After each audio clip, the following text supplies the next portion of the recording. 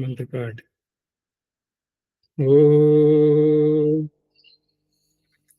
सहनां भवतु सहनौ भुनक्तु सह वीर्यं करवावहै तेजस्विनावधीतमस्तु मा विद्विषावहै। ओम शांति शांति शांति।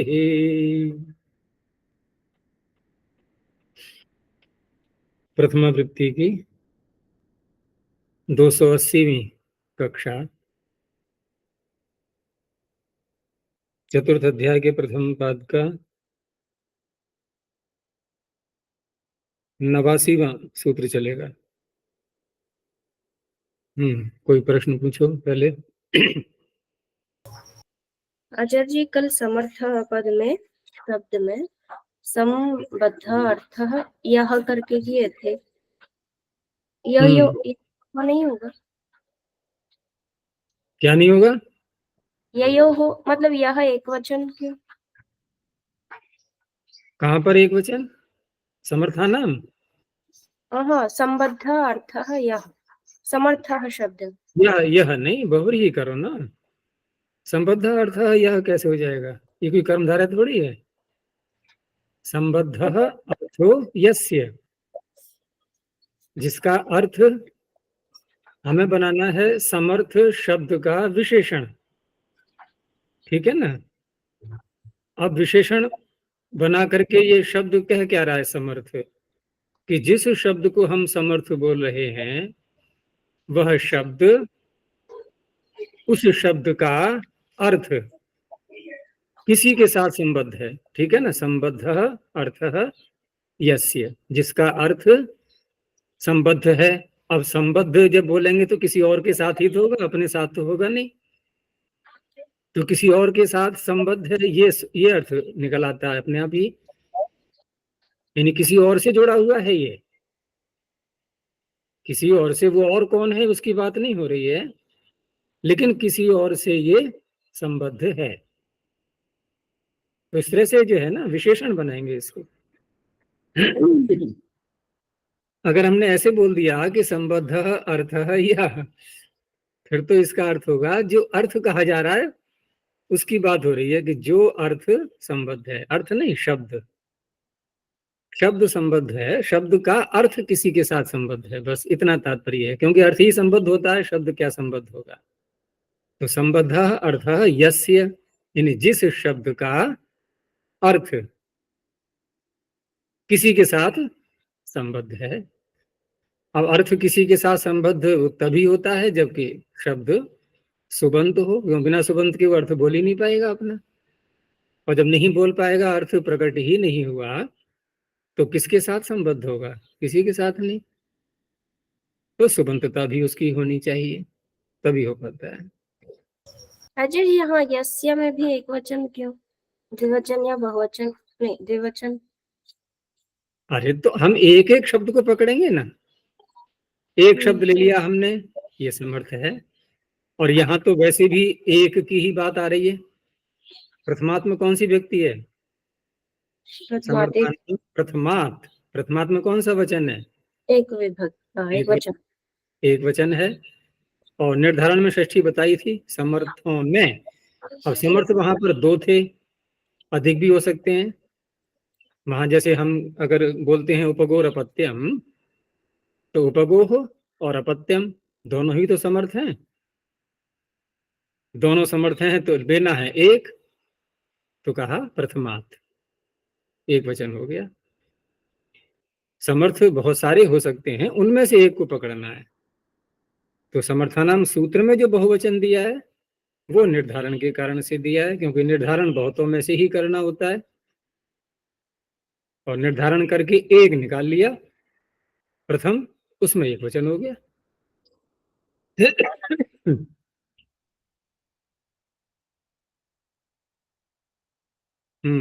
और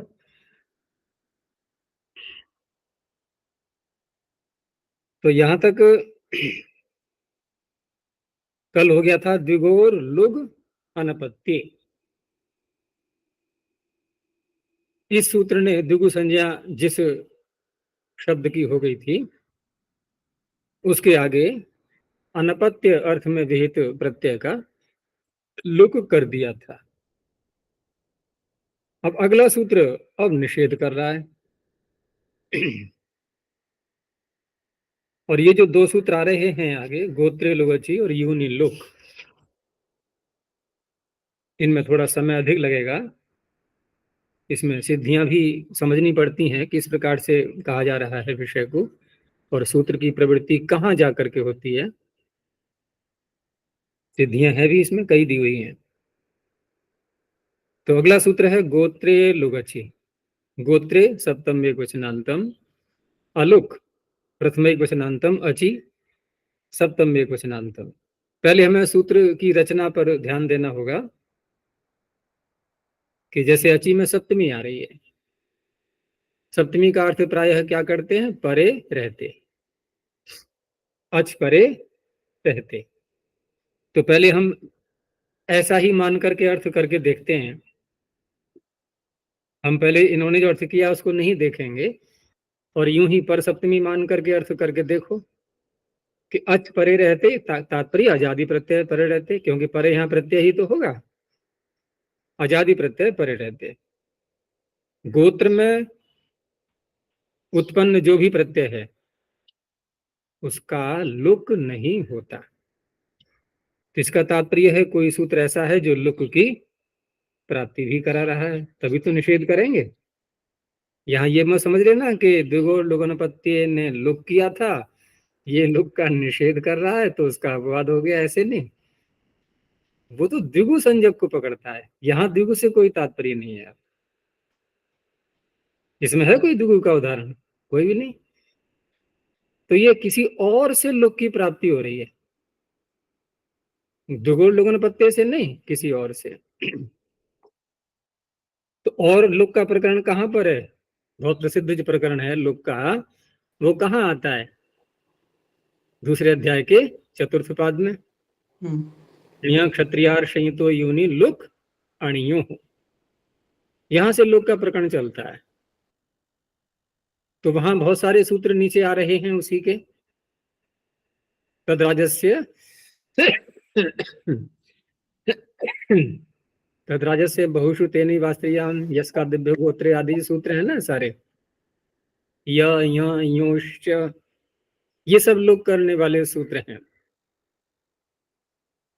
तो यहां यदि हम ये अर्थ करते हैं कि अच परे रहते, आजादी प्रत्यय परे रहते, गोत्र में उत्पन्न प्रत्यय का लुक नहीं होता, तो लुक प्राप्त कराने वाला यहाँ, क्योंकि गर्ग शब्द से जो प्रत्यय आएगा वो गर्गादिभ्यो यहीं से यहीं प्रत्यय होता है। गर्गादि गण में गर्ग शब्द पहला ही है।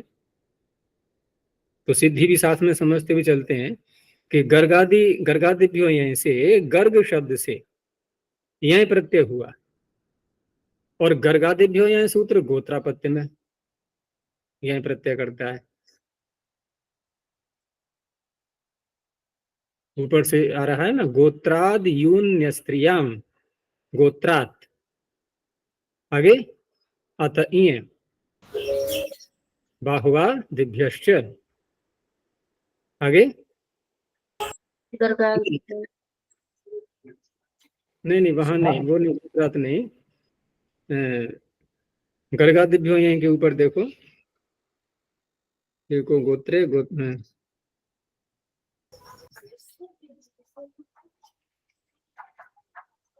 चौथे पाठ, इसी में 105 संख्या पर है।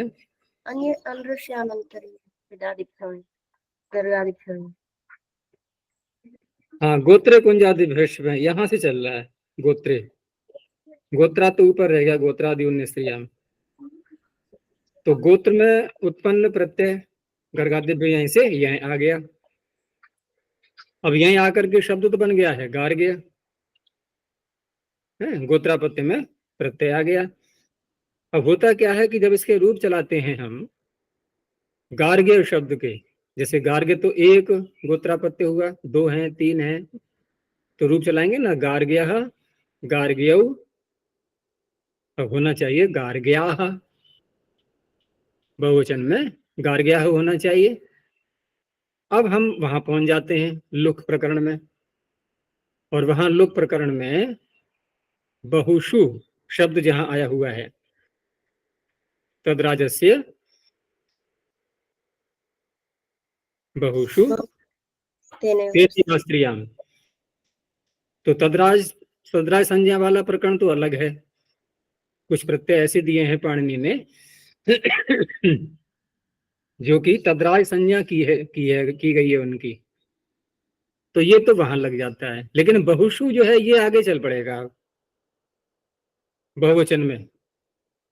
अब उसके आगे वाला बोलो, यस्कादिभ्यो गोत्रे, यस्कादि गण में नहीं है। आगे है ययोश्च, तो य और आय ये दो प्रत्यय ले लिए इसने। यदि आप बहुवचन में रूप चलाओगे बहुषु, तो उस अवस्था में य और आय इनका लोप हो जाएगा। तो य है यहाँ पर और बहुवचन में बनाना है हमें, उसका लोप हो गया। अब लोप होकर के तो कोई कार्य वृद्धि आदि तो हो ही नहीं पाएगा, बस गर्ग ही तो रह गया। तो क्या रूप चलेगा? गार्ग्य गार्ग्यौ गर्गाह,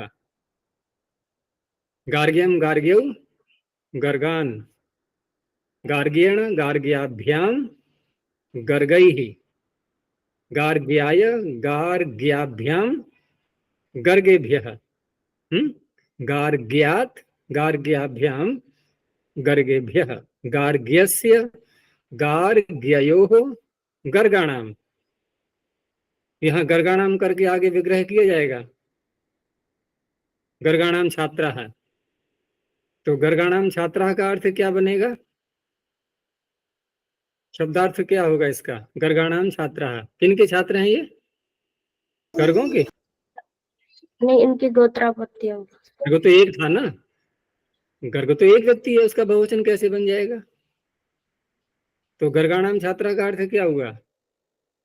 गर्ग के गोत्रापत्य जो संतानें हैं बहुत सारी, पौत्र आदि, उनके छात्र गर्गाणाम छात्रा।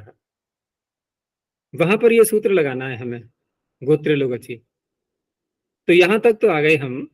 ये हमने निश्चय देख लिया निश्चय करके कि बहुवचन में जब रूप बनाते हैं तो योष्ट सूत्र से यह प्रत्यय का लुक हो जाता है। ठीक है, तो गर्गाणाम छात्रा ऐसे विग्रह किया। अब विग्रह करने के बाद हम जब अलौकिक, उसका लौकिक विग्रह में जब शब्दों को रखा जाएगा अलौकिक रूप में, तो कैसे रखेंगे? आम प्रत्यय किसके आगे रखेंगे? गर्ग गार्ग्य, गार्ग्य आम। अभी रूप बनाया नहीं है पूरा, अभी ऐसे ही रखो, ठीक है ना? गार्ग्य आम ऐसे रखा। अब ये सूत्र क्या कह रहा है, अब इसको पकड़ो। इसने कहा, गोत्र लोगची ने, हम पर सप्तमी मान करके अर्थ कर रहे हैं पहले, कि अजादि प्रत्यय परे रहते गोत्र में उत्पन्न प्रत्यय का लुक नहीं होता। लुक कौन करा रहा था? ययोष्ट,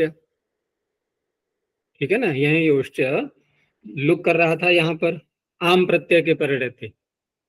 आम बोला ना हमने, गार्ग्य और आम ये यहाँ पर लुक प्राप्त करा रहा था और ये कह रहा है कि अजादि प्रत्यय परे रहते लोग, तो अजादि प्रत्यय तो अभी आया ही नहीं है। अभी तो ये सुप है ना, आम, इसकी बात नहीं हो रही है। यहां तो हम रूप चलाएंगे तो गर्गाणाम बन ही जाएगा, लेकिन यहां बात हो रही है कि तद्धित प्रत्यय जो लाएंगे, अब हम तद्धित प्रत्यय जो लाएंगे उसका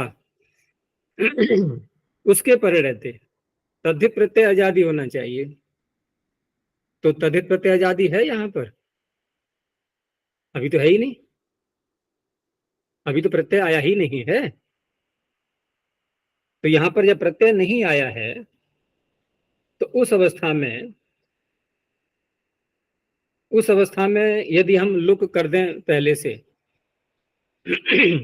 जैसे यहाँ पर गर्गा यही योष्ट से तो लुक हो जाएगा बहुत तो अर्थ में, क्योंकि गर्गाणाम छात्रा करके विग्रह किया गया था। तो उसके लुक हो जाने पर प्रत्यय लोपे प्रत्यय लक्षणम, ये सूत्र, ये क्योंकि नलमतांग से भी बैठा हुआ है, ये प्रत्यय लक्षण यहां कर नहीं पाएगा, क्योंकि आदि अच को जो वृद्धि होती है वो अंगस्य के अधिकार में है। ठीक है ना? तदितेश आधे से वृद्धि करेंगे, वो अंगस्य के अधिकार में है, वो भी संभव नहीं है फिर। और अगर वो संभव नहीं है तो वृद्ध नहीं बनेगा, ये वृद्धि आदि में न होने से। और वृद्ध नहीं बनेगा तो हमें प्रत्यय करना है वृद्धाच्छ, हो जाएगा? नहीं हो पाएगा, क्योंकि छ प्रत्यय वृद्ध संज्ञा पर आश्रित है। हम्म छ प्रत्यय तब हो सकता है जबकि पहले वृद्ध बन जाए। और वृद्ध ये कब बने? जब हम यह प्रत्यय के लुक को रोक पाए। यह प्रत्यय का लुक रोक रहा है गोत्र लुगची, लेकिन गोत्र लुगची कह रहा है कि पहले आजादी प्रत्यय तो लाओ आगे, तब मैं यहीं का लुक रोकूंगा। आजादी प्रत्यय छ ही तो बनेगा, आगे चल करके छ अभी आया नहीं है। हो गई ना समस्या? सिद्धि नहीं हो पाएगी। इसलिए सारी बातों पर निश्चय करके निष्कर्ष निकाला गया कि यहाँ पर विषय सप्तमी मानी जाएगी। और विषय सप्तमी जहां भी आती है, जैसे आठ धातु के इत्यादि अधिकार चलते हैं ना, वहां भी ऐसे ही अर्थ करते हैं। विषय सप्तमी जहां आती है वहां पर बौद्धिक उपस्थिति मानी जाती है। बौद्धिक उपस्थिति का तात्पर्य, हम सूत्र लगा करके प्रत्यय नहीं लाएंगे पहले, बस एक बुद्धि में निश्चय हो चुका है और बुद्धि में ही उपस्थिति कर ली हमने अभी उस प्रत्यय की, कि यदि यहाँ पर ये लुक न हो, गार्ग्य ही बना रहे, तो हम कौन सा प्रत्यय लाएंगे? छ ही लाएंगे फिर। वृद्धाक्ष से छ, वृद्ध संज्ञा करने के बाद वृद्धाक्ष से छ लाएंगे। ये बौद्धिक उपस्थिति मानी जाती है। प्रत्यय आया नहीं है अभी, पहले से ही स्वीकार कर लिया गया, निश्चय हो चुका है, छ प्रत्यय आएगा, आजादी प्रत्यय आएगा।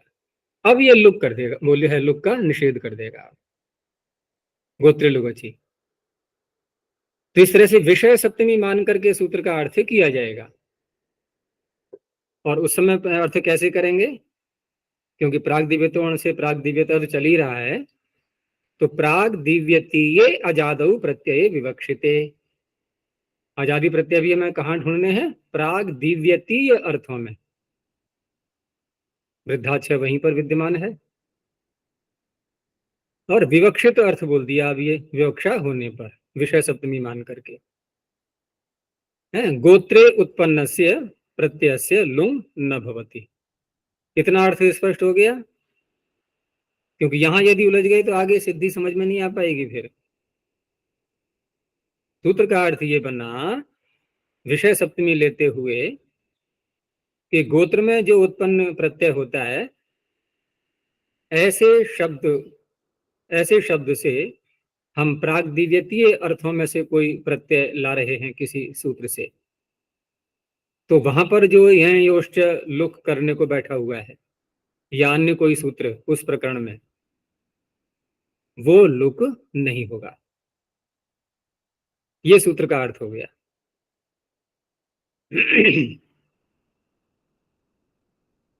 अब यहां पर देखो, ये अर्थ तो स्पष्ट हो ही गया है। अब गार्गी को बनाओ। तो यहाँ पर पहले तो गार्ग्य बना लेंगे, गर्गादिभ्य यहीं से गोत्रापत्य में गार्ग्य बन गया है। और उसके अपत्य गोत्रापत्य हैं अनेक, उनके छात्र, तो गर्गाणाम छात्रा, ऐसे विग्रह किया गया। और गर्गाणाम छात्रा विग्रह करके अब यहाँ पर आजादी प्रत्यय की विवक्षा कर ली गई है। आजादी प्रत्यय की विवक्षा यानी कि आगे आने वाला है, ऐसा मान करके यह योश जो लुक कर रहा था उसको इस सूत्र ने रोक दिया, यही रोक देगा अब ये। तो आम जो हम आगे रखेंगे अलौकिक विग्रह में, गार्ग्य आम, यहां जो हमने अलौकिक विग्रह रखा यहीं पर गार्ग्य रहेगा। अब ये यहीं पर रोक दिया गया उस प्रत्यय को, उसको लुक को यहीं रोक दिया गया, क्योंकि यहां नहीं रोकेंगे तो वृद्धाच्छा लग नहीं पाएगा, फिर वृद्ध रहेगा ही नहीं, फिर ये वृद्धि ही नहीं हो पाएगी। तो गार्ग्य और आम, ठीक है, लुक रुक गया। अब वृद्ध संज्ञा हो गई इसकी, वृद्ध संज्ञा होने से वृद्धा छ से छ प्रत्यय आ गया, तो गार्ग्य, आम और छ। नहीं तो क्या होता, लोग पहले हो जाता तो गर्ग, गर्ग, आम। अब छ कैसे आए, आ जाएगा छ? छ तो आ ही नहीं पाएगा। तो छ के आने से पहले ही लुक को रोकना पड़ेगा हमें, जबकि छ के कारण से ही लुक रुक रहा है, लेकिन विषय सप्तमी बुद्धि में मान लिया हमने छ। तो गार्ग्य, आम, छ। आगे फिर छ को ये आदेश हो गया, यसे तीचा से जो या में अ है आकार, उसका लोप कर दिया गया। अब क्या रह गया इधर, यकार रह गया ना। गार्ग्य, र ग य, गार्ग्य और ईय, ये स्थिति है। अब यहां पर भ संज्ञा के ही प्रकरण में कल हमने लगाया था सूत्र, या परसों जब भी लगाया था, तो हलस तद्धितस्य लगाया था ना, यकार का लोप करने के लिए, उपधा यकार का। यहाँ उपधा में है यकार, ये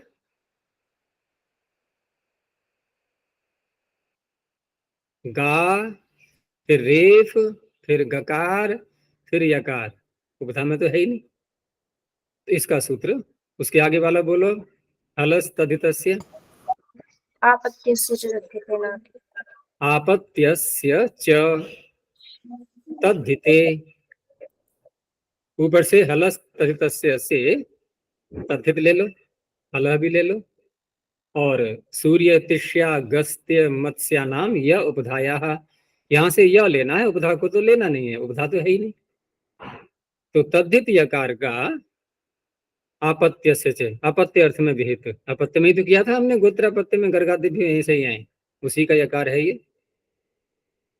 तो आपत्यस्य च यकारस्य तद्धितस्य यकारस्य लोपो भवति। तद्धित प्रत्यय परे रहते आगे भी तद्धित होना चाहिए, लेकिन अनाति, आकार आदि न हो। जैसे आयन आ जाए आगे तो नहीं लग पाएगा ये, ईय है, अनाति, आकार आदि नहीं है, यकार का लोप हो गया, बस मिला दो, गार्गीय बन गया। तो गार्गीय, ये जो शब्द है इसका अर्थ क्या हुआ, फिर दोबारा बताओ। गर्ग के गोत्रापत्य के छात्र, गर्ग के पौत्रों के छात्र, ठीक है ना। अब पौत्र में दो बातें निकल आती हैं कभी कभी, कि पौत्र जो बोला है इन्होंने, हम इसको गोत्र के रूप में लें या कि युवापत्य माने। अपत्यम पौत्र प्रभृति गोत्रम जीवति तु वंशीय युवा। तो और स्पष्टता करने के लिए फिर हम गोत्रापत्य, गर्ग के गोत्रापत्यों के छात्र, पौत्र तो हैं वो, लेकिन उनके वंश में कोई जीवित नहीं है, ऐसा मान करके। इस तरह से वत्स शब्द से भी सारे वही सूत्र लगाते हुए वात्स्याः बन जाएगा। आगे है आत्रेयीयाः, तो मूल शब्द यहां पर क्या है, अत्रि, अत्रि नाम के ऋषि भी हुए थे। तो अत्रि के गोत्रापत्य ले लो पहले, अत्रिरपत्यानि बहुनी, बहुवचन में ही विग्रह करेंगे। तो अत्रिरपत्यानि बहुनी, अत्रि के बहुत सारे अपत्य, ऐसे विग्रह करके अत्रि के आगे ngस प्रत्यय ला करके, अब अत्रि क्योंकि इकारांत शब्द है, और इकारांत शब्दों में जब गोत्रापत्य में हम कोई प्रत्यय करते हैं तो उसका सूत्र अलग से बना हुआ है, इतश्च अनीयः, इकारांत तो हो लेकिन ईय प्रत्यांत न हो, इतश्चानीयः, बहुत लगता है ये भी सूत्र। तो इतश्चानीयः से गोत्रापत्य में, अब यहां पर ऊपर से ढक की अनुवृत्ति आ रही है, स्त्रीभ्यो ढक, आगे द्व्यचः, द्व्यचः इतश्चानीयः, तो इससे हो गया ढक प्रत्यय।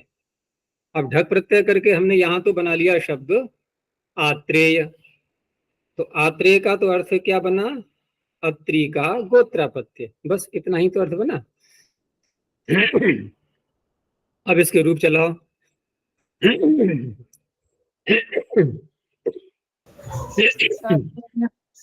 उसी शैली चलाने जैसे गार्ग्य के चलाए थे।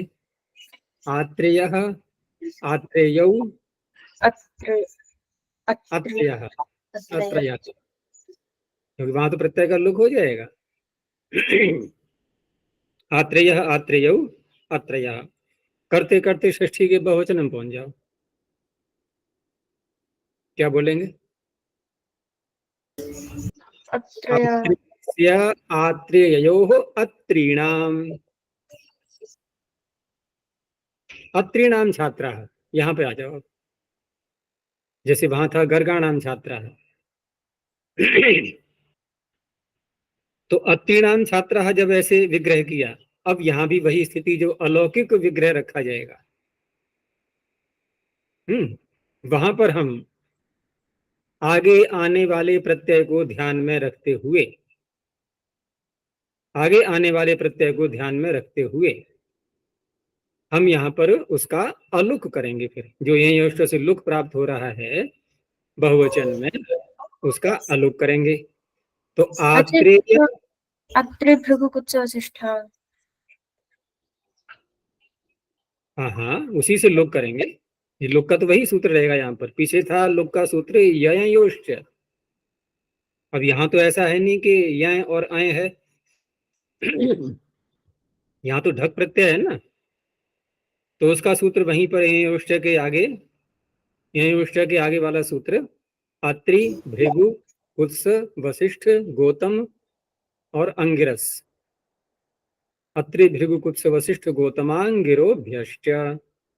अर्थात इन शब्दों से उत्तर भी बहुत्व में विहित प्रत्यय का लुक हो जाता है। प्रत्यय कोई सा भी हो, ठीक है, वहां पर यह था, यहाँ ढक है, प्रत्यय का नाम नहीं लिया जा रहा। यहाँ जो भी कोई प्रत्यय हो उसका लुक हो जाता है। और इसने जब कहा कि अजादि प्रत्यय की यदि आगे विवक्षा है, आगे आने वाला है, और आगे आने वाला प्रत्यय कौन सा है ये हम निश्चय कर पाएंगे प्रत्यय करके शब्द जो बन रहा है सामने। जैसे वहां पीछे बना था गार्ग्य, तो अब इसका स्वरूप क्या है? वृद्ध। तो वृद्धाचह को यह ध्यान में रखा गया। यहाँ क्या है स्वरूप? आत्रेय।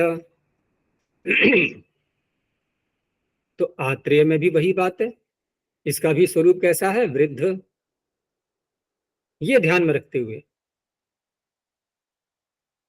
क्योंकि पहले ही लोग कर देंगे तो फिर अत्रि निकलेगा सामने, अत्रि आएगा तो वृद्ध नहीं हो पाएगा ये।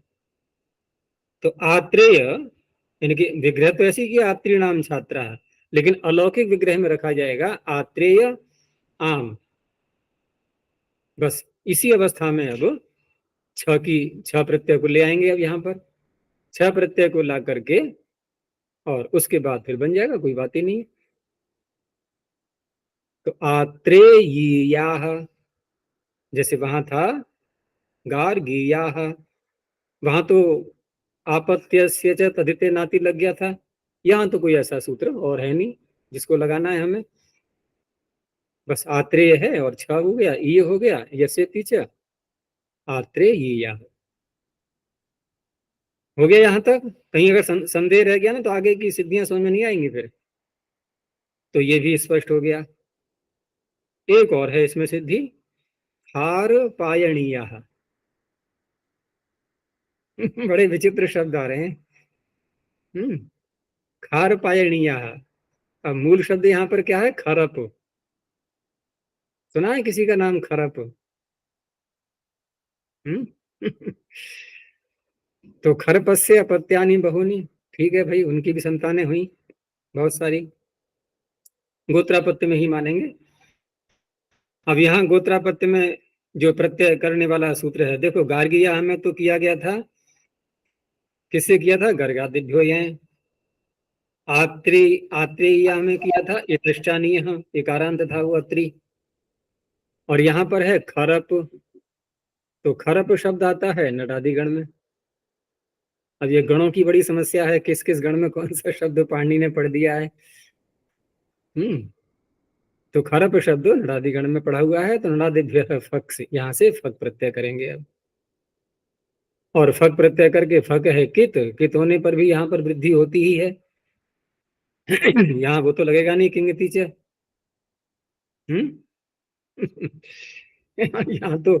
यहाँ तो निमित्त बन रहा है बल्कि ककार वृद्धि का, तो कितीच से वृद्धि कर ली गई।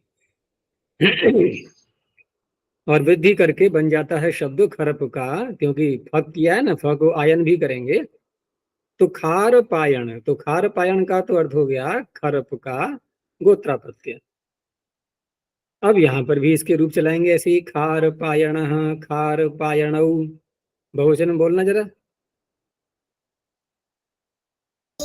खरपा, खरपा, हाँ तो खरप ही रह गया, सब भागे आयन फायन जो है सारे चले गए।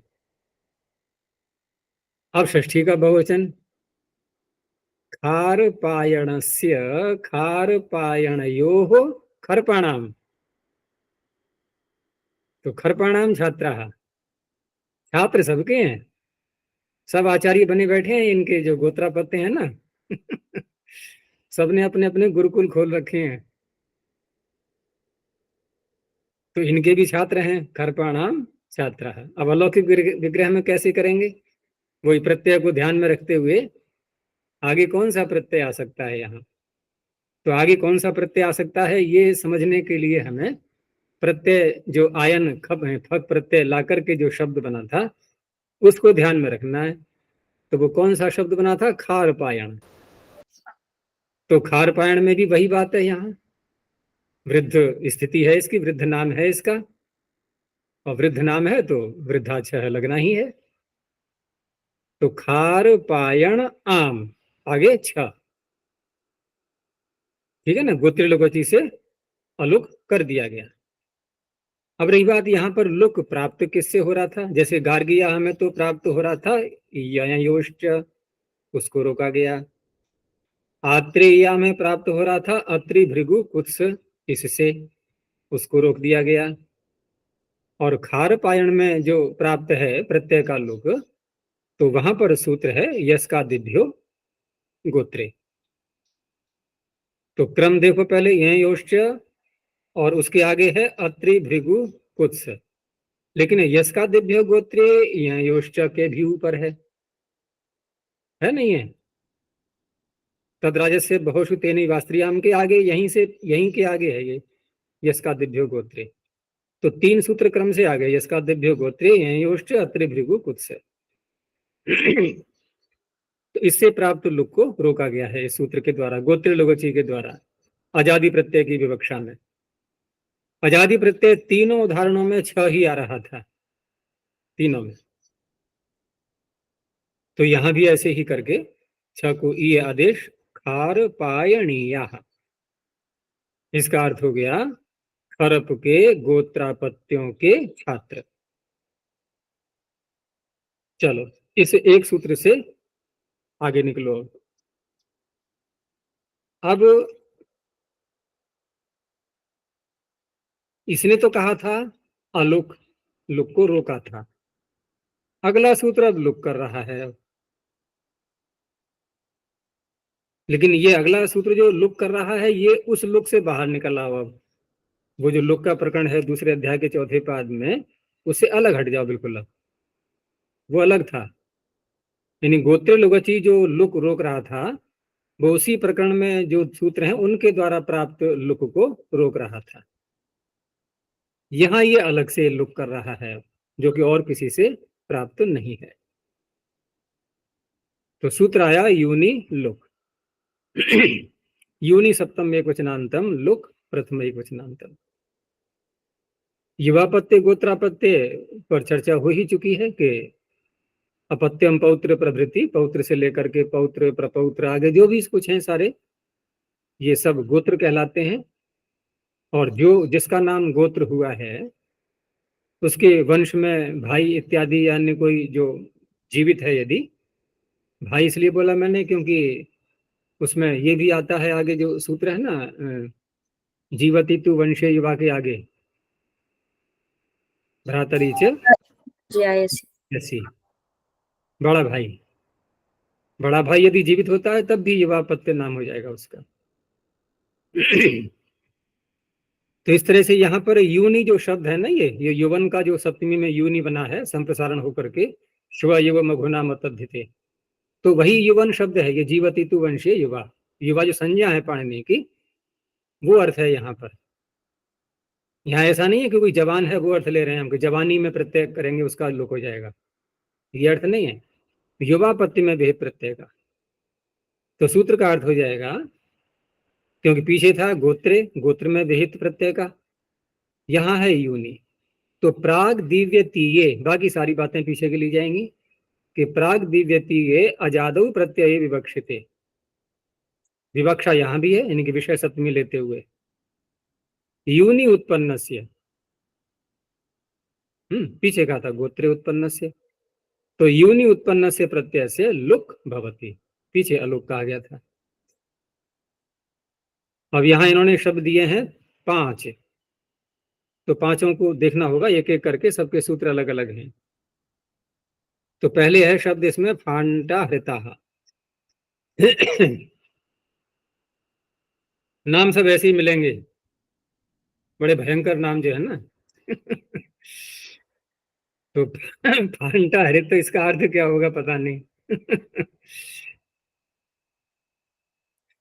तो यहाँ पर जो मूल शब्द है वो तो फांटा हरित हो गया, किसी का नाम हो गया, और फांटा हृतस्य अपत्यम, उसकी संतान। तो अब यहाँ पर जब ये विग्रह किया गया फांटा हृतस्य अपत्यम, और लेना गोत्रापत्य ही है मैं, क्योंकि गोत्रापत्य होने पर ही युवापत्य बन पाता है, अगर गोत्रापत्य नहीं है तो युवापत्य बनेगा ही नहीं, क्योंकि उसी में शर्त जोड़ दी गई है, जीवति तु वंशीय युवा, गोत्रापत्य तो बने पहले, इसलिए गोत्रापत्य में यहां पर प्रत्यय करेंगे।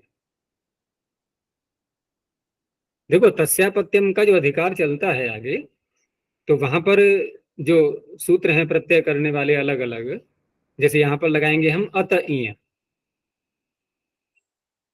तो यहां पर जो इसके ऊपर का सूत्र है वो कौन सा है, गोत्राद यूनि अस्त्रियाम, गोत्राद यूनि स्त्रियाम। अब यहां से गोत्राद को ले लो, अत इय आ गया ना उसके नीचे, यानी अकारांत जो शब्द हैं उनसे गोत्रापत्य में ईय प्रत्यय होता है। अब ये फांटा हरित अकारांत है, किसी और गण में आया हुआ ना हो, बस यही है, ये किसी और गण में नहीं है, तो सामान्य रूप से अत ईय सूत्र लग गया।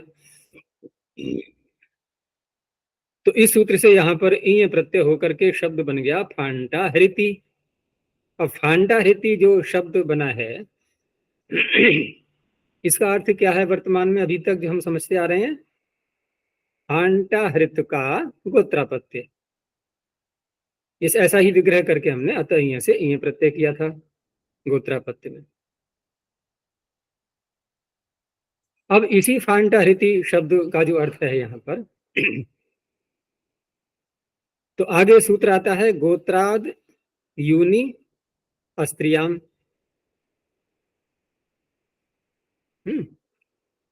गोत्राद यूनि, गोत्राद का तात्पर्य यहाँ पर गोत्रापत्य, गोत्रापत्य में यदि हमने प्रत्यय कर लिया है, ये सूत्र आगे आएगा इसी प्रकरण में, अभी जो हम पढ़ेंगे ना वहीं पर, तो गोत्राद यून्य स्त्रियाम, यानी कि युवापत्य की यदि विवक्षा है आपको, तो युवापत्य में जो गोत्र में प्रत्यय हुआ है, ठीक है ना, गोत्र में जो प्रत्यय हुआ है और जो शब्द बना लिया है हमने, उसी से आगे युवापत्य में प्रत्यय होता है। ये नियम करता है सूत्र, ये गोत्राद्युन्य स्त्रियाम ये नियम करता है कि यदि आपको युवापत्य में प्रत्यय करना है तो मूल प्रकृति मत पकड़ना कभी भी,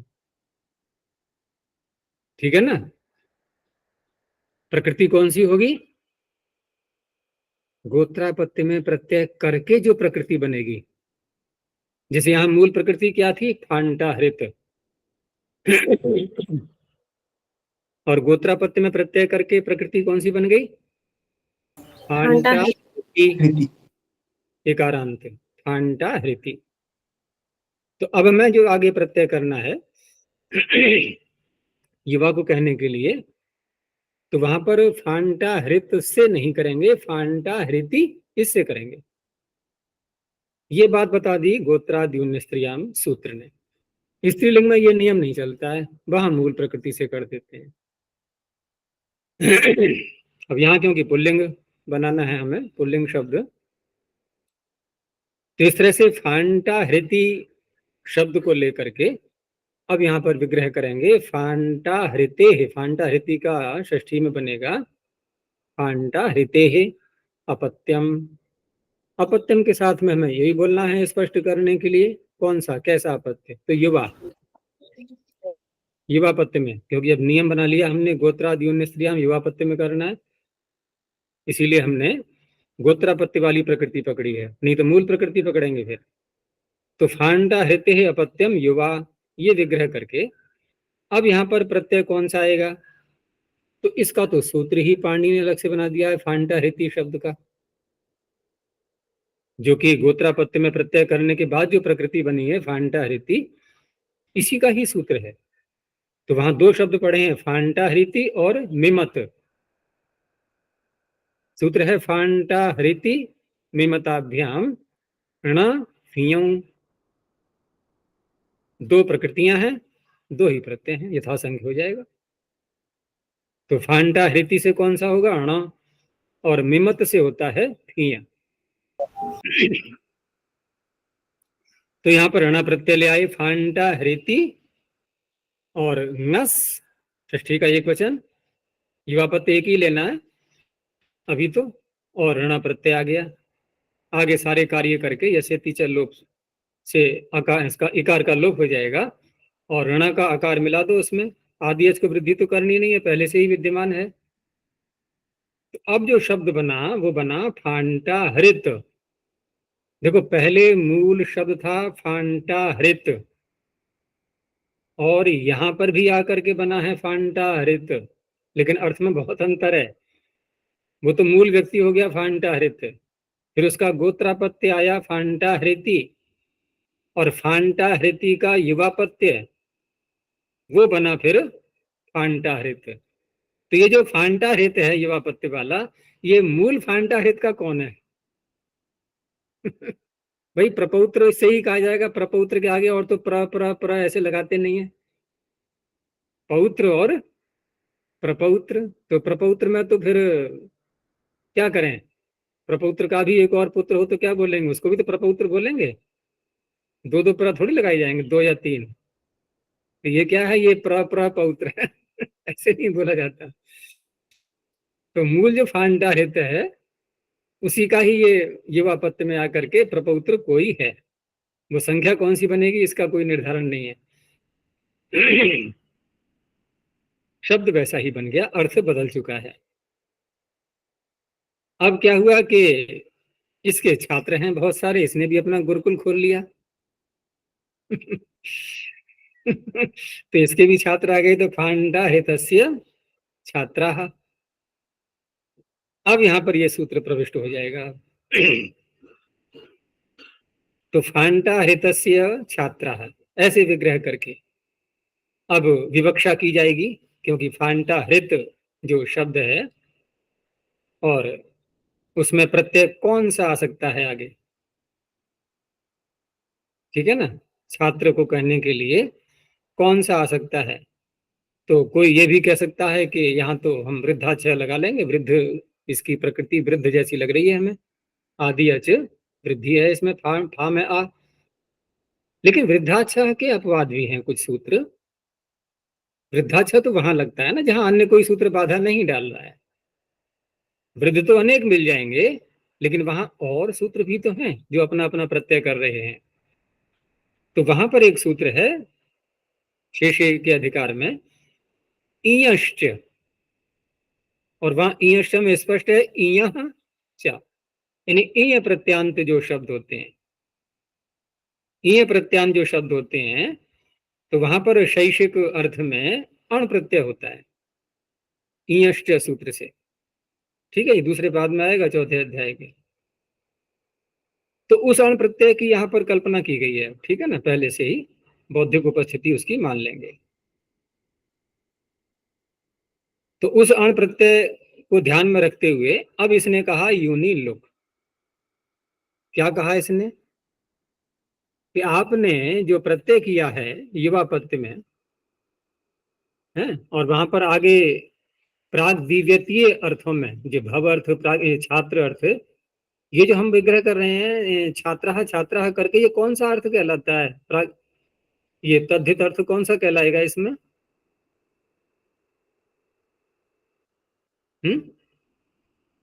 कोई सूत्र है क्या? तस्य छात्रः क्या अर्थ है ये? अरे तस्येदम है कि नहीं है? बस वही अर्थ है ये। इदम में तो कुछ भी हो सकता है ना, तो तस्येदम का ही अर्थ चल रहा है ये। वो अलग बात है, सूत्र भिन्न भिन्न है प्रत्यय करने वाले, क्योंकि ये जो वृद्धाक्ष आदि जो सूत्र हैं ये सारे शैक्षिक अर्थों को लेते हैं, और शेष आगे आएगा तो वहां स्पष्टता और हो जाएगी कि शैक्षिक अर्थ कितने हैं। देखो प्राग दिव्यतीय अर्थ तो अधिक हो गए, प्राग दिव्यतीय अर्थों के अंदर, ठीक है ना, उसी के अंतर्गत कुछ अर्थ शैक्षिक कहलाते हैं, उनका एक अलग वर्गीकरण किया गया है शैक्षिक अर्थों का, और वहीं पर ये वृद्धाक्ष आदि सूत्र आए हुए हैं। तो तस्येदम वाला अर्थ ही लिया जाएगा यहां पर, वही शैक्षिक अर्थ है। तो कहाँ थे हम? इनके फांटा हृतस्य छात्रा, ऐसे विग्रह करके, ऐसे विग्रह करके छह प्रत्यय की आगे जो विवक्षा, उससे अण प्रत्यय की जो आगे विवक्षा हो रही थी ईयश्च सूत्र से शैक्षिक अर्थ में, तस्येदम अर्थ में, तो उस अण प्रत्यय को ध्यान में रखते हुए यहाँ जो सूत्र था यूनि लोक, तो इसने कहा कि प्राग दिव्यतीय यदि कोई अजादि प्रत्यय आगे आने वाला है, यहाँ कौन सा प्रत्यय आने वाला है? अण, ईयश्च से। तो उस अवस्था में यदि आपने युवापत्य में कोई प्रत्यय उत्पन्न किया है तो उसको हटा दो। तो हमने युवापत्य में कौन सा प्रत्यय किया था? कौन सा प्रत्यय किया था? फांटा हृति मिमताभ्याम णफिनौ, इसे ण प्रत्यय किया था, ठीक है ना। तो उस ऋणा प्रत्यय का लुक हो गया यूनि लुक सूत्र से। अब प्रत्यय का लुक हो जाने पर, प्रत्यय का लुक हो जाने पर क्या होता है?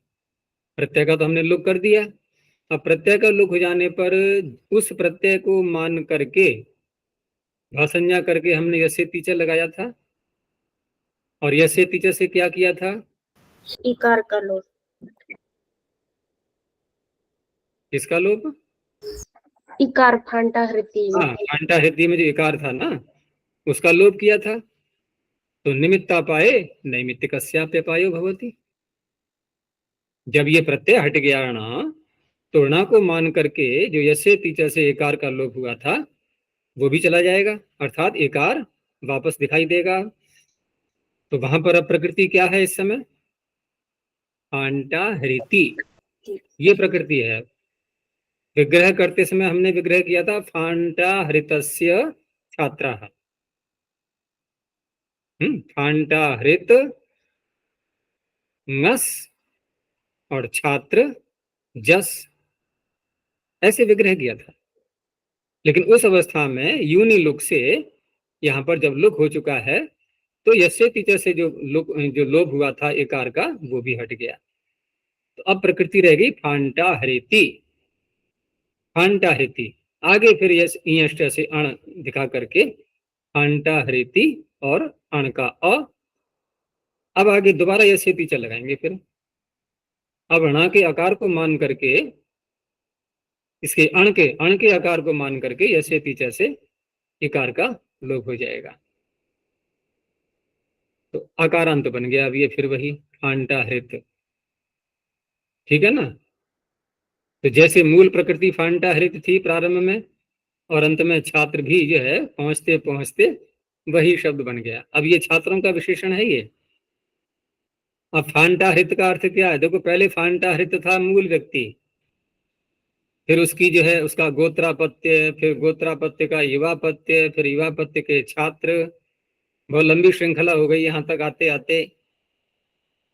और शब्द वही पहुंच गया, वही बन गया जो कि पहले मूल अवस्था में था, वही शब्द हो गया, लेकिन अर्थ बदल चुका है।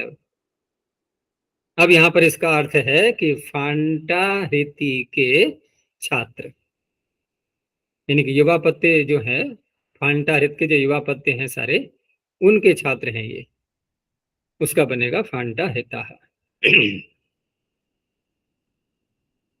आगे क्या है? भागवित्ता।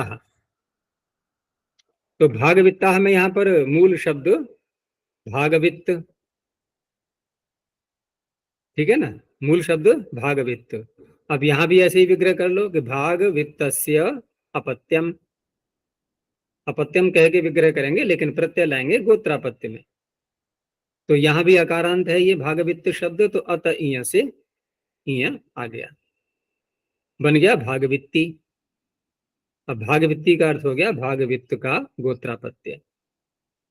अब यहां पर युवापत्य में लाना है, यानी भागवित्ते युवापत्यम, भागवित्ती का युवापत्य, इस तरह से विग्रह करके। अब यहाँ युवापत्य में प्रत्यय लाने वाला सूत्र फिर अलग होगा, क्योंकि भागवित्ती जो शब्द है जिसका युवापत्य ले रहे हैं वो शब्द कैसा है? वृद्ध।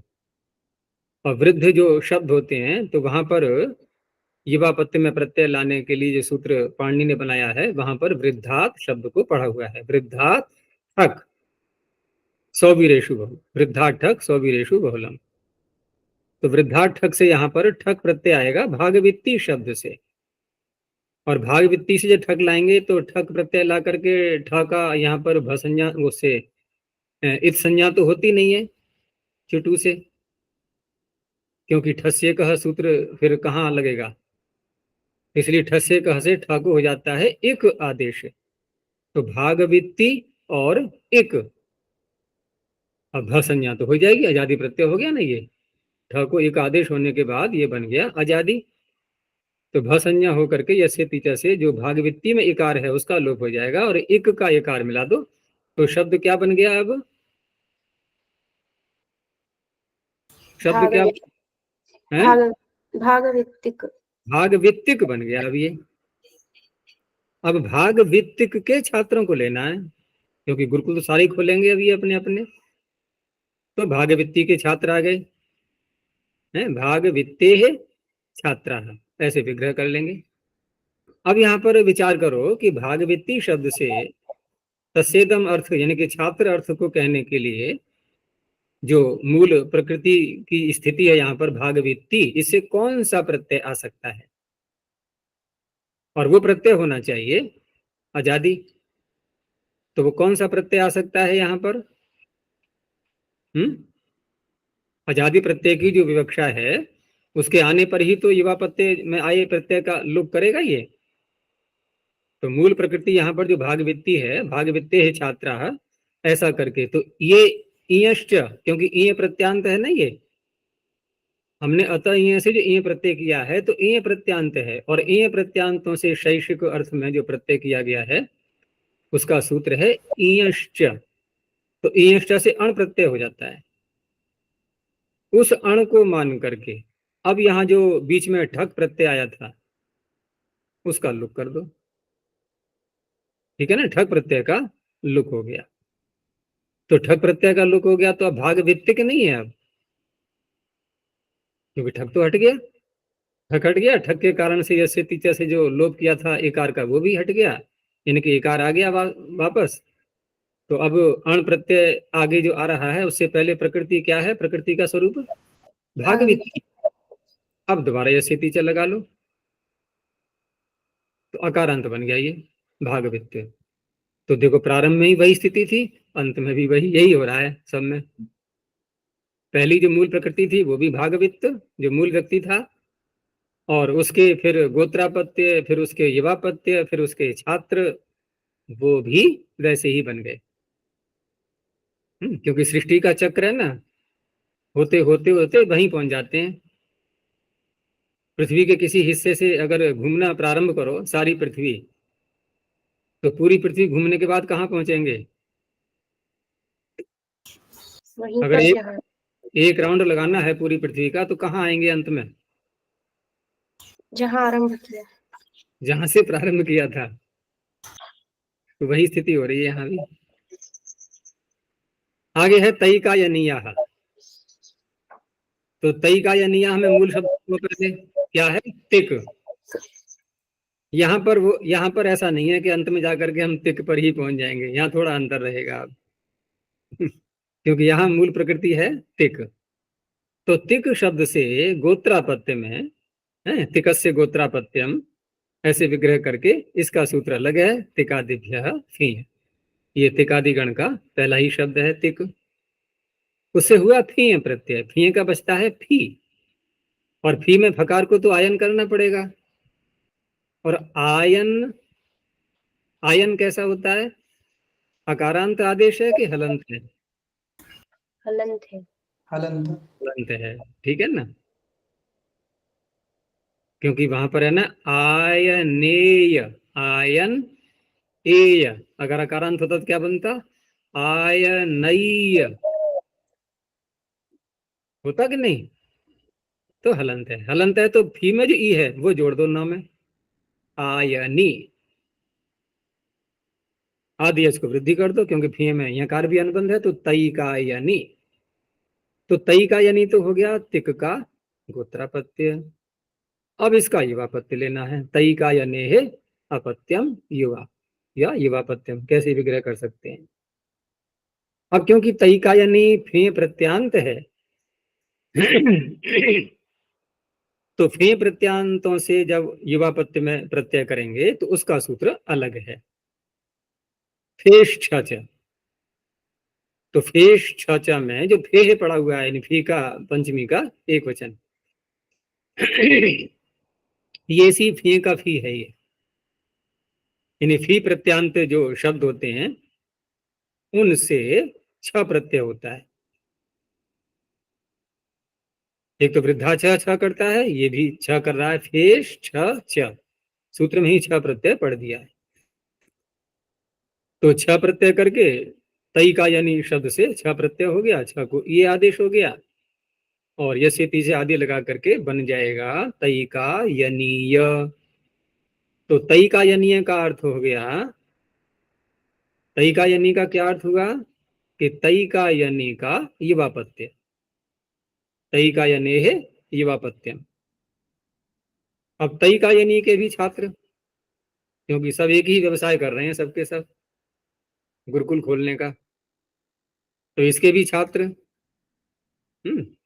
तो तई का यनीय से छात्र विग्रह करके, अब यहाँ भी हमें जो प्रकृति है अभी उसका स्वरूप तई का यनीय, इससे शैक्षिक अर्थ में कौन सा प्रत्यय आ सकता है ये पहले ही सोचना होगा हमें। तो इससे कौन सा प्रत्यय आ सकता है? तो ये वृद्ध है यहाँ पर, तो वृद्ध होने से वृद्धाक्ष ही लगेगा, और कोई प्रत्यय प्राप्त नहीं है। तो उस छ प्रत्यय को ध्यान में रखते हुए, क्योंकि छ को ये भी होना है, तो वो बन जाएगा अजादी। उस जाति प्रत्यय के परे रहते अब जो युवा प्रत्यय में हमने प्रत्यय उत्पन्न किया था, हेश छ च से छ प्रत्यय, देखो आगे भी छ आना है और एक ये छ है, तो आगे वाले छ को ध्यान में रखते हुए इस छ को जाना पड़ेगा। तो यूनि लुक ने इसका लुक कर दिया। जब छ का लुक हो गया तो छ के कारण से और क्या हुआ था? तई का यानी में जो न में इकार था उसका ये से जैसे लोप हुआ था, वो भी वापस आ गया। तो तई का यानी ये स्थिति है, वृद्धा छ से छ करने के बाद स्थिति है तई का यानी और छ। फिर छ को ईय करके फिर यह से टीचर लगा करके अब फिर बन जाएगा तई का यानी यह। ये हो गए उसके छात्र। ठीक है, आगे है कापिन जलादा। कापिन जलादा में मूल प्रकृति है कपिन जलाद, तो पहले इसकी संतान को लेंगे हम कपिन जलादस्य अपत्यम, वही गोत्रापत्य में ही करना है। तो कपिन जलाद शब्द जैसे भागवित था अकारांत, ऐसे ही कपिन जलाद भी अकारांत है। तो अकारांत होने से अत इय से ईय प्रत्यय आ गया, उसी के समान बन रहा है अब ये। तो ईय प्रत्यय करके आदि अच को वृद्धि करके प्रकृति बन गई कापिन जलादि। तो ये तो हो गया कपिन जलाद का गोत्रापत्य। अब इससे युवापत्य में लाना है। अब क्या किया पाणिनि ने कि ये जो कापिन जलादि शब्द है ये प्रत्यय करने के बाद जो बना है, ठीक ऐसा ही स्वरूप लेकर के ने कापिन जलादि शब्द इन्होंने पढ़ दिया कुर्वादि गण में। कुर्वादि गण में कपिन जलाद नहीं है, कापिन जलादि ये है। अब यहाँ पर शैक्षिक अर्थ में नहीं, उसमें युवापत्य में कुर्वादिभ्यो यहाँ लगाएंगे। अब तो युवापत्य में कुर्वादिभ्यो यहाँ से ण्या प्रत्यय आया है, ध्यान रखना आप, इसी ण्या को हटाएंगे आगे चल करके। लेकिन अभी उसका जो स्वरूप बनेगा, ण्या प्रत्यय अपना जो प्रभाव दिखाएगा उसको देखते हुए सारे कार्य कर लो पहले। जैसे मूल शब्द अभी वह है कापिन जलादि, उससे ण्या प्रत्यय आया, ण्या का यह बचेगा, आदि अच को तो वृद्धि करनी नहीं है, पहले से ही विद्यमान है, और भ संज्ञा तो होगी, तो यसे पीछे से एकार हट जाएगा, या जोड़ दो उसमें, तो कापिन जलाद्य ये बना। अब इसके छात्र कापिन जलाद्यस्य छात्रा। अब यहां पर जो प्रत्यय आगे आ सकता है, तो प्रकृति इस समय कौन सी है, कापिन जलाद्य, ये प्रकृति है। अभी हटाएंगे नहीं प्रत्यय को हम, इस प्रकृति को ध्यान में रखते हुए है कौन सा प्रत्यय आ सकता है, कापिन जलाद्य जो शब्द है ये जो बना है अभी कुर्वादिभ्यो ण्या से ण्या प्रत्यय करके।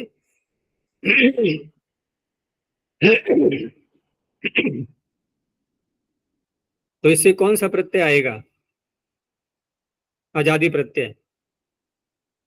तो ये जो प्रत्यय यहाँ पर है, जो प्रकृति थी यहाँ पर युवापत्य में जब प्रत्यय लाए थे हम, तो कापिन जलादि ये प्रकृति थी, उससे युवापत्य में ण्या प्रत्यय आया था, ठीक है ना।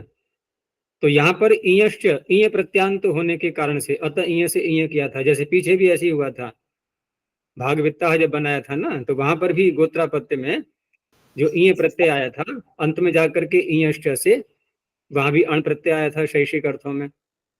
तो उसको ध्यान में रखते हुए अब जो युवापत्य में प्रत्यय आया है ण्या, उसका लोप कर दिया गया। उसका लोप करके जो यसे तीचा लगा था एकार का लोप, वो भी वापस आ गया। और उसके बाद ईयश्च से जब अण करेंगे तो यहाँ पर यसे तीचा दोबारा लगा करके और अण का अ जोड़ दो उसमें, तो कापिन जलाद बहुवचन में कापिन जलादाह, ये उसके छात्र हो गए। अंत में है ग्लौचु कायना, यहाँ पर मूल प्रकृति है ग्लुचुक, ये नाम है किसी का। एक धातु भी आती है गुलंचु, ग्लुचु भी है गुलंचु भी है, आइए ना तीसरे अध्याय में, गुरुचु ग्लुचु गुलंचु श्विभ्यश्च। तो ग्लुचुक शब्द है ये, ग्लुचुकस्य अपत्यम, कौन सा अपत्य, गोत्रापत्य। अब ग्लुचुक शब्द ये रहने वाला जो व्यक्ति, जो आचार्य जो भी हुए हैं, ये हुए हैं प्राच्य देश में, और वृद्ध है नहीं ये, वृद्ध का अर्थ यहाँ बूढ़े नहीं, आदि अच वृद्धि नहीं है। तो इसका सूत्र अलग से बनाया पाणिनि ने गोत्रापत्य में प्रत्यय करने के लिए कि प्राच्याम अवृद्धात। पहली शर्त क्या है, प्राच्य देश के हों। दूसरी शर्त क्या है, वृद्ध नहीं होना चाहिए। उनसे कौन सा प्रत्यय होता है, फिन, प्राचाम अवृद्धात फिन बहुलम। तो फिन प्रत्यय आया, ग्लुचुक फिन। और फिन में वृद्धि का तो निमित्त है नहीं कोई आदि अच को करने वाला, तो शब्द ज्यों का त्यों रहेगा। और नकार अनुबंध है, हटा दो, फकार को आयन कर दो और ई जोड़ दो, आयनी, तो ग्लुचु कायनी, ये सीधी लगा लेंगे, ग्लुचु कायनी। अब इसका युवापत्य, ठीक है ना, इसका युवापत्य लेना है हमें। तो युवापत्य में यहाँ पर और तो कोई सूत्र नहीं है, तस्यापत्य में ही लगाएंगे सामान्य सूत्र। जब कोई विशेष सूत्र नहीं होता है तो तस्यापत्यम जो अपत्य बोलता है, ये अपत्य सभी प्रकार के जाते हैं, गोत्रापत्य भी, युवापत्य भी, अपत्य मात्र कोई भी हो सकता है। तो जब कोई अन्य विशेष सूत्र नहीं होता है प्रत्यय करने वाला, तो औत्सर्गिक बोल देते हैं इसको, औत्सर्गिक अण। आगे भी ये शब्द कहीं प्रयोग में आए यदि औत्सर्गिक, तो इसका हमेशा अर्थ ये करना है कि जिस प्रत्यय को हम कह रहे हैं औत्सर्गिक, उस प्रत्यय को करने वाला अर्थ निर्देशक सूत्र कौन सा है, उसके द्वारा विहित प्रत्यय को बोलते हैं औत्सर्गिक। ठीक है, ये ध्यान रखना आगे। जैसे हम इदम अर्थ में बोले कि इदम अर्थ में औत्सर्गिक प्रत्यय हो गया, तो किस सूत्र को बोलेंगे? तस्येदम। सेदम। ऐसे ही अलग अलग जो भी अर्थ निर्देशक सूत्र आते हैं, उनसे विहित प्रत्यय को बोलते हैं औत्सर्गिक। क्योंकि अन्य तो सारे उसके अपवाद ही कहलाएंगे।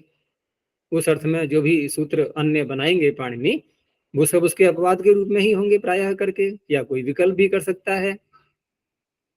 तो अण प्रत्यय हो गया ग्लुचुकायनी शब्द से। अब यहाँ पर यसेति से इकार का लोप कर दो, ग्लौचुकायन ये बन गया है। अब इसके छात्र को ले लो, ग्लौचुकायनस्य छात्राः। अब यहाँ पर भी, यहाँ हम आगे तस्येदम अर्थ में, शैक्षिक अर्थ में कौन सा प्रत्यय ला सकते हैं? तो यहाँ पर कोई विशेष प्रत्यय नहीं कहा गया है, विशेष प्रत्यय यानी कि विशेष सूत्र कोई नहीं है अतिरिक्त। तो ये जो हमने सूत्र पीछे पढ़ा था प्राग्दिव्यतोण, जो कि अधिकार सूत्र माना था, ये विधि सूत्र भी है। और ये बात आगे भी आएगी, जब शेषे सूत्र आएगा ना, तो शेषे सूत्र को हम अधिकार सूत्र के रूप में लेते हैं, लेकिन शेषे सूत्र विधि सूत्र भी है। ऐसे ही प्राग दिव्यतोण, इसको विधि सूत्र मानेंगे तो क्या बोलेंगे? अब इसका अर्थ कैसे करेंगे कि प्राग दिव्यतीय अर्थों में, उन अर्थों में ये तस्येदम आ गया और भी आ गए, इन अर्थों में अण प्रत्यय होता है। अब प्रकृति कौन सी पकड़ेंगे? तो प्रातिपदिकात का अधिकार चल रहा है, कोई प्रकृति हो सकती है, तो इससे अण प्रत्यय आगे आने वाला है, ये सोच करके। अब यहाँ जो युवापत्ति में प्रत्यय विधान किया था, कौन सा कौन सा किया था? अण, वो भी अण ही था, उस अण को हटा दिया गया। तस्यापत्यम से जो अण किया था, उस अण को हटा दिया, उसका लोप कर दिया गया, और आगे वाला अण दूसरा आ जाएगा। तो उसके हट जाने के बाद, उस अण प्रत्यय के हट जाने के बाद जो इकार का लोप हुआ था यसे तिच से, वही वापस आ गया। तो प्रकृति फिर वही आ गई सामने, गुलुचु कायनी। अब गुलुचु कायनी के आगे अण है, ये देखो।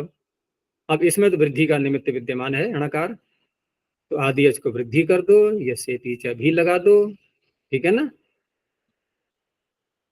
यसे तिच से इकार का लोप हो जाएगा, तो ग्लौचु कायन, इसका बहुवचन ग्लौचु कायनाः, ये बन गए सारे शब्द। तो ये जो दोनों सूत्र हैं, एक अलुक करता है, एक लुक करता है, और दोनों के कार्य देख लिए, साथ में प्रसंगवश अन्य बहुत सारे सूत्र आ गए, उनको भी समझा है, युवापत्ति को समझा, गोत्रापत्ति को समझा है। ये बहुत सी बातें ऐसी हैं जो आगे बार बार सामने आएंगी, तो कहीं जटिलता न हो जाए, इसलिए हर विषय को सुलझाते हुए आगे बढ़ना है। फिर तो एक गाड़ी चल पड़ेगी आगे, फिर कोई कठिनाई नहीं आएगी। ठीक है ना। पहले पाद में बहुत सी ऐसी बातें आ चुकी होंगी जो कि आगे 5वें अध्याय तक जाते जाते सर्वत्र वो काम में आने वाली हैं, इस पहले ही पाद में। ठीक है, फिर यहीं तक रखते हैं अभी। प्रणव ध्वनि। ओ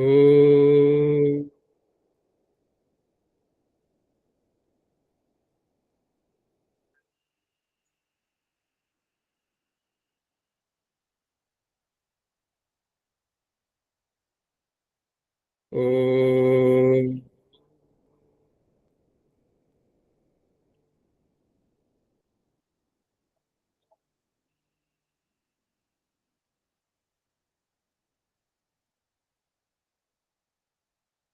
ओ